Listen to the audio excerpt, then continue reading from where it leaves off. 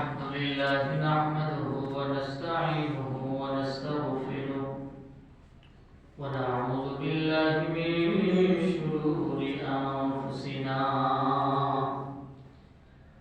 من يهد الله فلا مضل له ومن يضلله فلا هادي له ونشهد أن لا إله إلا الله وحده لا شريك له ونشهد أن سيدنا وسندنا وحبيبنا ومولانا محمد صلى الله عليه وعلى آله وأصحابه وبارك وسلم. أعوذ بالله من الشيطان الرجيم.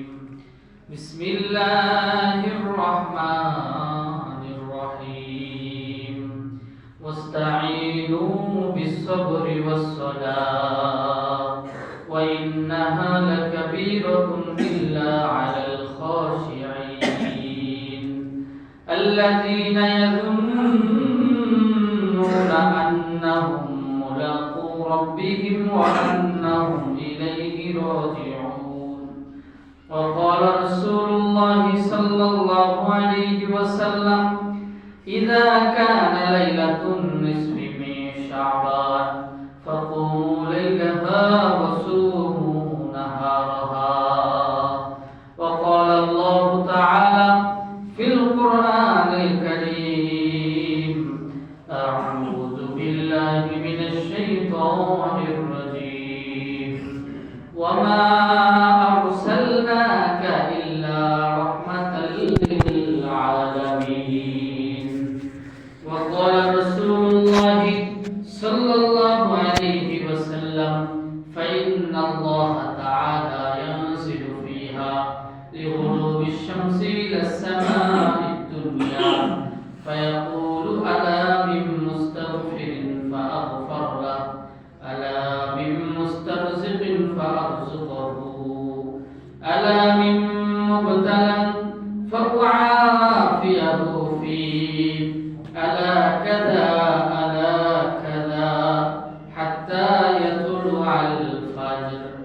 وقال الله تعالى في القرآن الكريم: إن الله وملائكته يصلون على النبي يا أيها الذين آمنوا صلوا عليه وسلموا تسليما. اللهم صل على سيدنا مولانا محمد وعلى آل سيدنا مولانا محمد. اللهم آمنا ببي दोनों पुनः जिंदगी अपना घोड़े तशरीफ लें रहमतल लिल आलमीन. अल्लाहुम्मा सल्ली अला सय्यिदना मौलाना وعلى آل سيدنا مولانا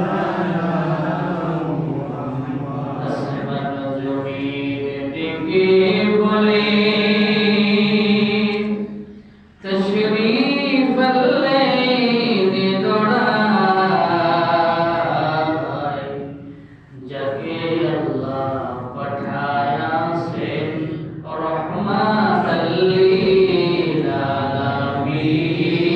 अल्लाहुम्मा सल्ली अला सय्यिदना मौलाना मुहम्मद वअला आलि सय्यिदना मौलाना मुहम्मद.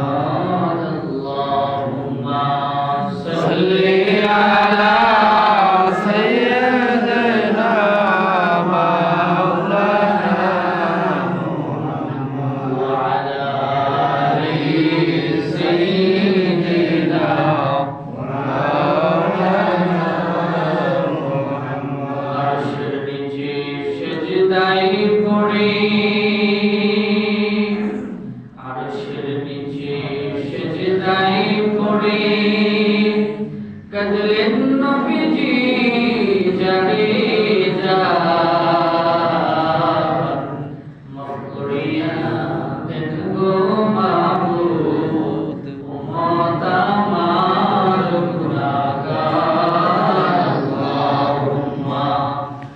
صل على سيدنا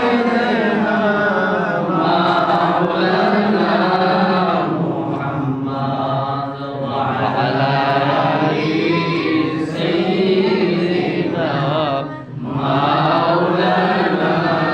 محمد ربنا بكماله تشرف الرجاء بجماله أسرت جميع إسرائه صلوا عليه وآله لا إله إلا الله لا إله إلا الله لا إله إلا الله لا إله إلا الله لا إله إلا الله جنة المالك جي الله جهنم المالك جي الله لا إله إلا الله لا إله إلا الله لا إله إلا الله لا إله إلا الله محمد رسول الله الحمد لله আল্লাহর পবিত্র দরবারে লাখো কোটি শুকর ও সুজুদ যে মহান রব্বি করিম রব্বুল ইজ্জত আমাদেরকে ভালোবেসে মহব্বত করে হাজারো লাখো কোটি মুসলমান থেকে আমাদেরকে বাছাই করে আল্লাহ সুবহানাহু ওয়া তাআলা জুমার মতো বরকতপূর্ণ দিনে জুমার নামাজ পড়ার লক্ষ্যে এই শাবানের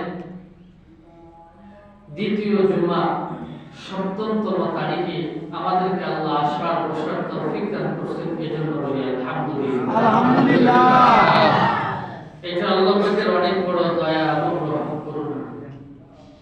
প্রায় সময় একটা ঘটনা শুনতাম যে এক ব্যক্তি নামাজের মধ্যে আসছেন, মসজিদ থেকে বের হয়েছেন, হওয়ার পরে তাকায় দেখেন তার জুতা দুইটা নাই। কি দুইটা নাই বলেন? এখন সে ব্যক্তি চিন্তা করতেছে যে জুতা দুই জোড়া, এই জোড়াটা আনলাম, নামাজ পড়তে আসলাম, জীবনে নামাজ পড়তে আসি না, জীবনে প্রথম আসলাম, হুজুরদের কথা শুনি না, আসার পরে নামাজ পড়লাম, বাইরে হইয়া দেখি আমার নতুন জুতাগুলা নাই, আর জীবনে নামাজ পড়তে আইতাম না, নামাজ পড়তে আইলেও জুতা শুনি না। ঠিক না ভাই? বুঝতে বলেন অনেক সময় দেখা যায় পুরান জুতা নাই, নতুন জুতা লয়ে যায়। তো এই ব্যক্তি ভাবতেছে যে মসজিদের মধ্যে আইলাম, নামাজ পড়তে, আল্লাহর কাম করতে, আর আইয়া আমার নতুন সামনে জুতাগুলো লয়ে আর আইতাম না কোনোদিন। একটু যখন হাসছে মসজিদের গেটের সামনে যায় দেখে যে এক লোক বসে রয়েছে, ভিক্ষা করতেছে, দুইটা পা হইলে দুইটা কিনাই। ওই লোক কয় যে আমি জুতা পরবর্তীতে কিনা পড়ার মতো আমার সামর্থ্য হইতে পারে, কিনতে পারবো, আমি পড়তে পারবো, কিন্তু এই লোক জুতা পরার মতো সেই সামর্থ্যই তো নেই, তার ঠ্যাংই নেই। এই জন্য বলতে চাই, অনেকেই আমরা মনে করি যে আল্লাহ সুবহানাহু ওয়া তাআলা মানে কি দেন, যারা ঠিকঠাক মতো নামাজ পড়ে না, ঠিকঠাক মতো কিছু করে না, আল্লাহকে ডাকে না, কিন্তু তাদেরকে আল্লাহ ইচ্ছা মতন দিয়া দিয়েছে। আমার দান করতে মনে চায়, করতে মনে চায়, সব কিছু দিয়া দিতে মনে চায়, আল্লাহ আমরা দেয় না। ভাই গো, আল্লাহ সুবহানাহু ওয়া তাআলা আল্লাহর রাসূলকে বলে, নবীজি আপনার উম্মতদেরকে জানায় দেন, আপনার যে উম্মতরা টাকা পয়সায় কম হবে, গরিব হবে, তারা কোটি কোটি চাইতে 500 বছর আগে জান্নাতে প্রবেশ করবে। সুবহানাল্লাহ। রাসূল বলেন সুবহানাল্লাহ। আল্লাহর পয়গম্বর মুহাম্মদুর রাসূলুল্লাহ উম্মতদেরকে জানায় দিয়েছেন, হে আমার উম্মতেরা, অল্প পাও বেশি পাও, যতটুকুতে আল্লাহ তোমাকে ডাকে সেই পর্যায়ে যদি শুকরিয়া জ্ঞাপন করতে পারো, আল্লাহ সুবহানাহু ওয়া তাআলা তোমার এই অল্পের ভিতরে যে শান্তি দিবে, বলে কোটি কোটি কোটি কোটি টাকা থাকার পরেও সেই শান্তি তারা পাবে না। সুবহানাল্লাহ। বাস্তবিক পক্ষে আমরা খোঁজখবর নিয়ে দেখা যায় যে একই অবস্থা, যে যারা দিন মজুর আছে, প্রতিদিন কামাইতেছে, প্রতিদিন খাইতেছে, তাদের যে সুখ শান্তিটা বলে কোটিপতির ঘরের ভিতরে সেই শান্তি নেই, ঠিক না ভাই? ঠিক। আপনি আসছেন ঘরের ভিতরে, রাত্রিবেলা আসছেন, আসার সাথে সাথে আপনার বিবি সাহেব সুন্দর কইরা গরম ভাত নিয়ে সামনে দিছে। এমনও কোটিপতি আছে এত টাকা কামাই বুঝি কইরা আইসা ঘরের ভিতরে দেখে যে ঠান্ডা ভাত রেখে দিছে, কই খাইলে খাও না খাইলে ঘুমাও, খাইলে খাও না খাইলে কি করো ঘুমাও।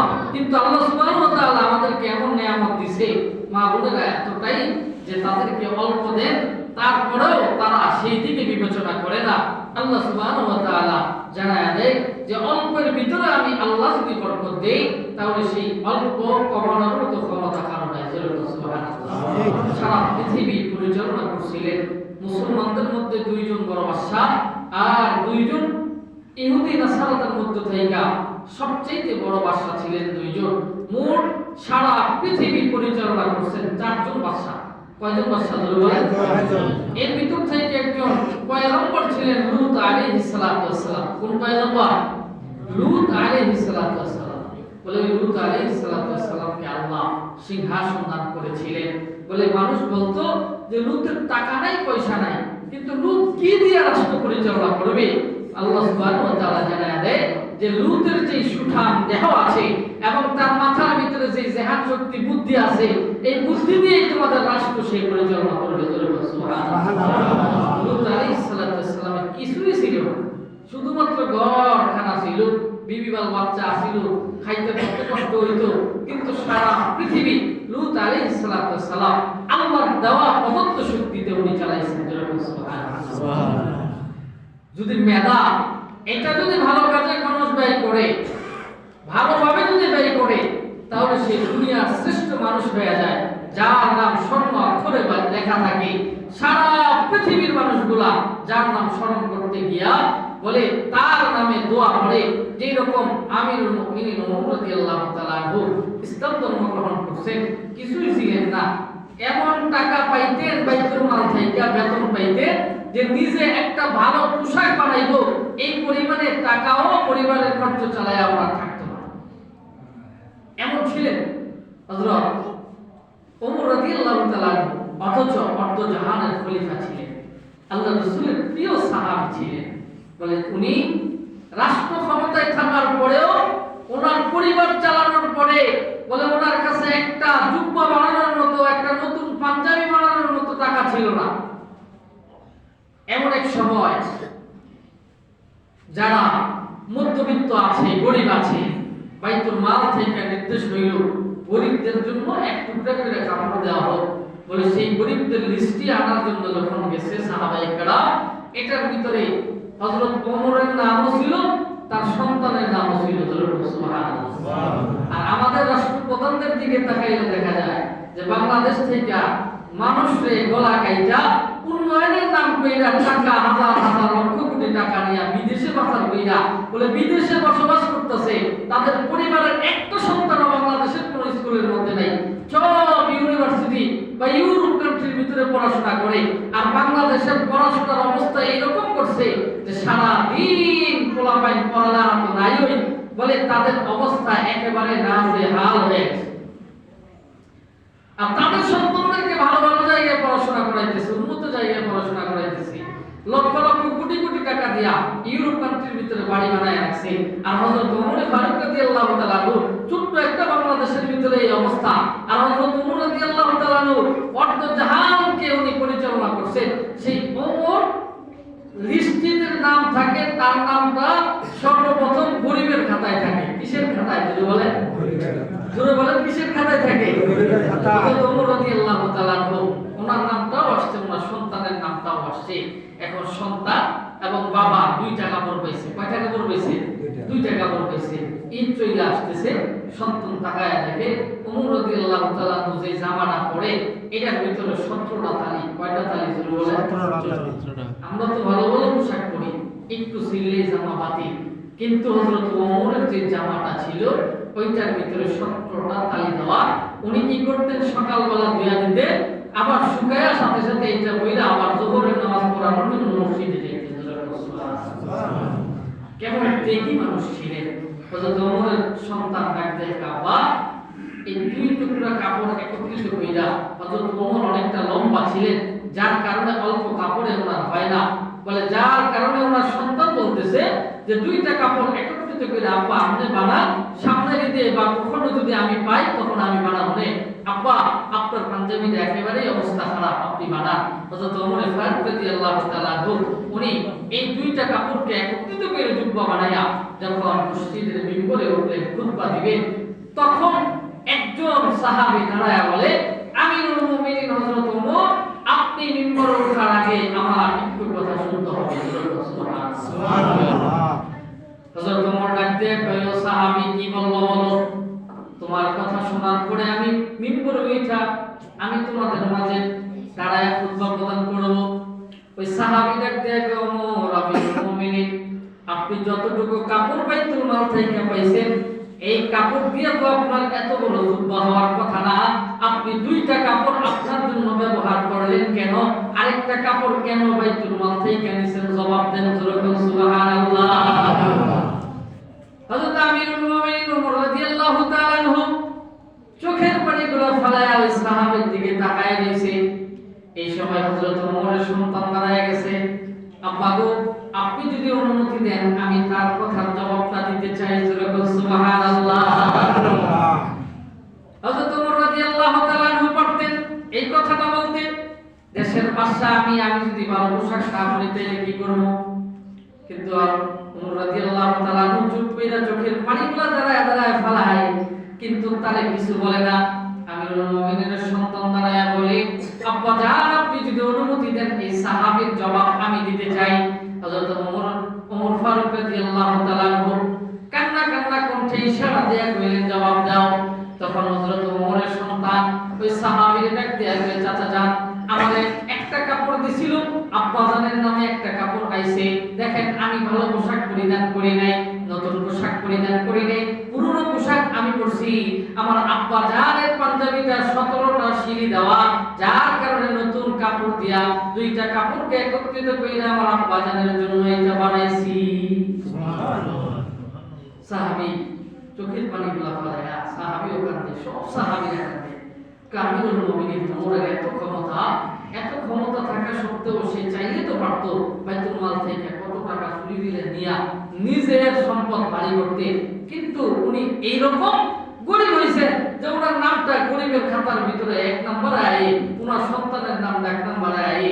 বলে এইরকম অবস্থা কিছুদিন আগে 2-3 মাস আগে আমাদের প্রধানমন্ত্রী শেখ হাসিনা বলেছিল যে আমি কারে বিশ্বাস করব? আমার বই দেশের থেকে 50,000 কোটি টাকা দিয়েছে, নিজের বই। আমার বইয়ে রাজনীতির রং জানে না, এই বই চুরি করে দেশের থেকে এত টাকা বিদেশ প্রচার করছে। ভাই গো, দুনিয়ার ক্ষমতা পাইছেন, শাসন পাইছেন, টাকা পাইছেন, সম্পদ পাইছেন। আল্লাহ রাসূল সাল্লাল্লাহু আলাইহি সাল্লাম বলছে, ভাই তোমরা দুনিয়ার ভিতরে ক্ষমতা পাইতে পারো, টাকা পাইতে পারো, সম্পদ পাইতে পারো, কিন্তু এই সম্পদ তোমারে জান্নাতে নিয়ে যাবে না। এই সম্পদ তোমারে জাহান্নাম থেকে মুক্তি দিবে না। তোমাকে জাহান্নাম থেকে মুক্তি দিবে একমাত্র ইবাদত। একমাত্র কি জোরে বলেন? ইবাদত। আর জোরে বলেন কি? ইবাদত।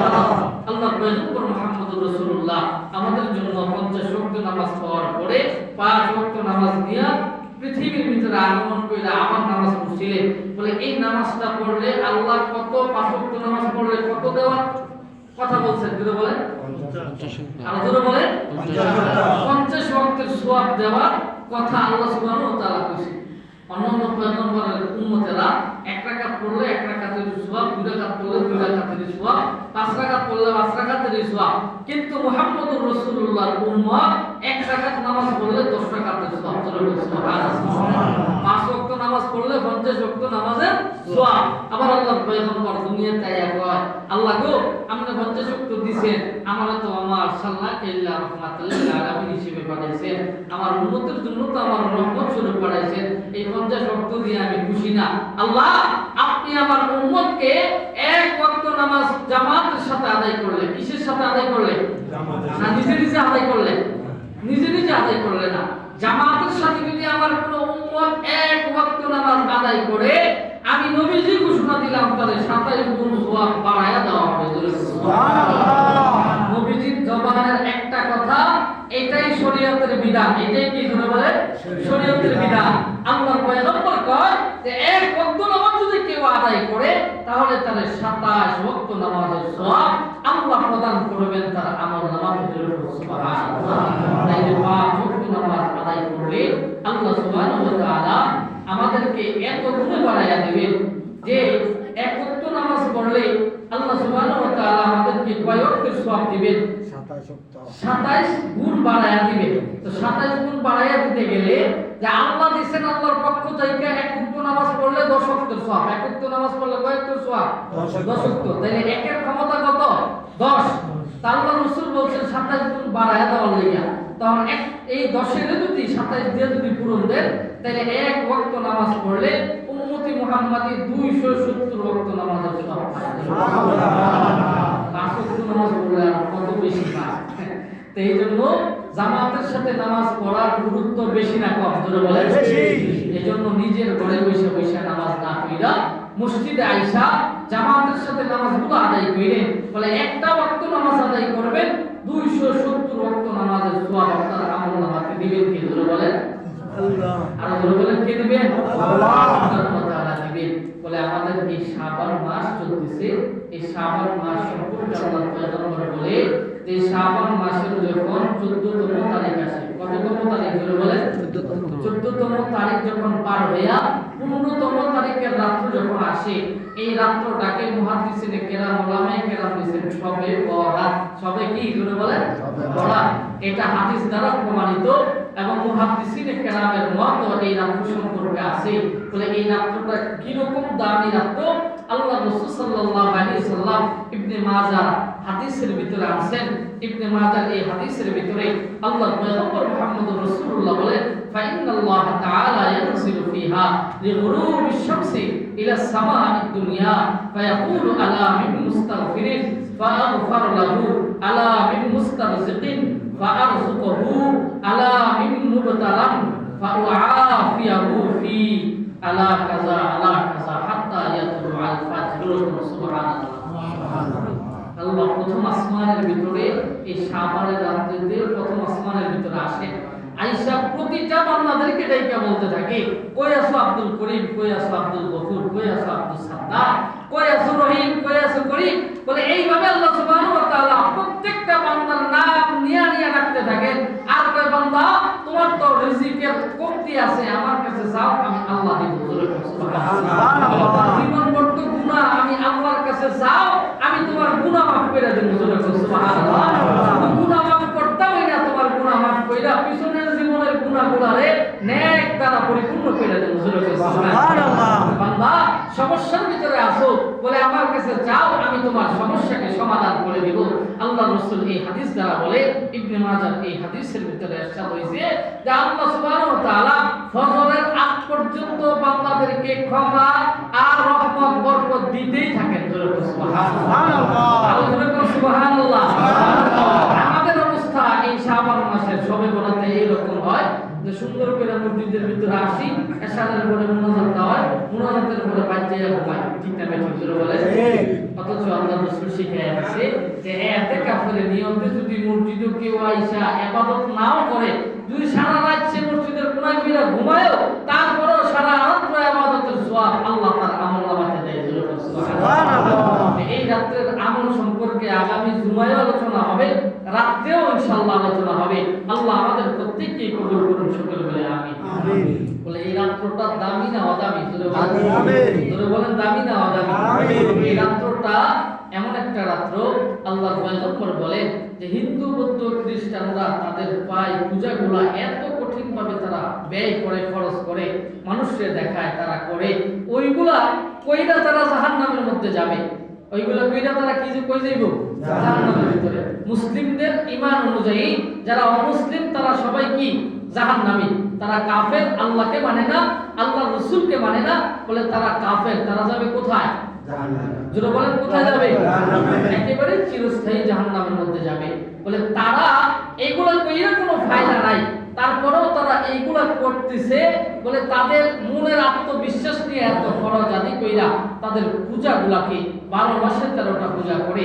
কিন্তু আল্লাহ রাসূল সাল্লাল্লাহু আলাইহি সাল্লাম বলে যে মুসলমানদের যে উৎসবগুলো আছে, বলে খুশির 2টা দিন, ঈদের 2টা দিন, আর বাকি বিভিন্ন রাত্র, বিভিন্ন দিন, বিভিন্ন মাস আল্লাহ বরকতপূর্ণ মাস বানাইছে এবং বিভিন্ন দিনগুলা বানাইছে মুসলমানরা যাতে ওই দিনগুলাতেও নিজের পরিবারের জন্য খরচ করে।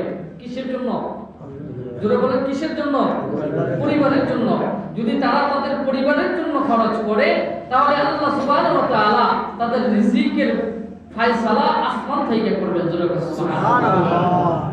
এজন্য আপনারা পহেলা বৈশাখ আসলে মুসলমানের সন্তান 3000, 4000, 5000 টাকা দিয়ে ইলিশ মাছ কিনে খায়।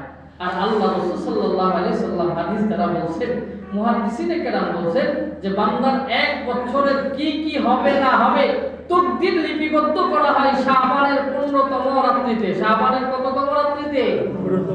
মানে শবে বরাতের রাত্রিতে মানুষের যে তাকদীর আছে, এক বছরের তাকদীর বলে এই তাকদীরটাকে লিপিবদ্ধ করা হয়। বলে ওই দিন সে যত বেশি খরচ করবে তার পরিবারের জন্য, আত্মীয় স্বজনের জন্য, এলাকাবাসীর জন্য, নিজের জন্য যতটুকু বলে হালাল থেকে সে ব্যয় করবে, ওই হালালের ভিতরে আল্লাহ ভরপুর কামিয়াবি দান করবে এবং তার এক বছরের রিজিকের ফয়সালা আল্লাহ নিজ হাত দ্বারা করবেন।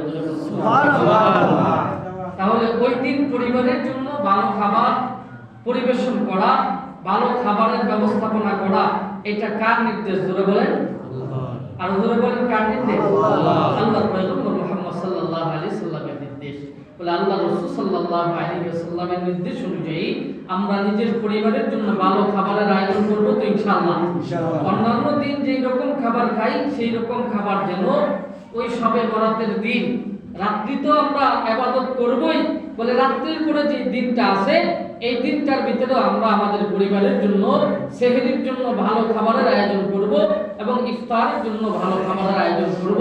আল্লাহর পয়গম্বর বলে যখন শবে বরাতের রাত্রি চলে আসে তোমরা সারা রাত্র ইবাদত দিয়ে কাটাও এবং পরের দিন রোজা রাখো, তাহলে তোমাদেরকে এক বছর রোজা রাখার সওয়াব আল্লাহ দান করবেন। তাহলে ফজিলতটা কম না বেশি? তাহলে রাত্রি বেলা কি আধা ঘন্টা ইবাদত করে বাদ দিয়ে ঘুমাইবেন না, একেবারে সারা রাত থাকার চেষ্টা করবেন ইনশাআল্লাহ। এই বছর আমি চাই আমি নিজেও সারা রাত মসজিদে থাকবো, যদি না পারি ইবাদত করতে অন্তত মসজিদের কোনায় ঘুমাবো, অন্তত তারপরে মসজিদও সারা রাত কাটাইবো। আপনারা কেড়ে কেড়ে রাজি আছেন? সারা রাত ইনশাআল্লাহ আমরা ইবাদত করব। মুনাজাত শেষ হওয়ার পরে রাত 11টা থেকে 11:30টার দিকে আমরা সবাই ইনশাআল্লাহ কবরস্থানে যাব। নিজের পরিবার, মা বাবা, আত্মীয় স্বজন যারা চলে গেছে একসাথে আমরা যাইয়া কবর জিয়ারত কইরা তাদের জন্য দোয়াও করব ইনশাআল্লাহ। যাইবেন তো কবরস্থানে ইনশাআল্লাহ? এখন অনেক কুখ্যাত সন্তান আছেন যারা বছরে একবারও বাবা মার লেগে কবরস্থানে যান না। অন্তত এই রাত্রিটাতে আমরা সেই জায়গাতে যাব। আল্লাহ আমাদেরকে যাওয়ার তৌফিক দান করুন। সকলে বলে আমিন। আলহামদুলিল্লাহ। আমার কাছে একটা লিস্ট দিয়েছে নবীর ভাই, কয়েকজন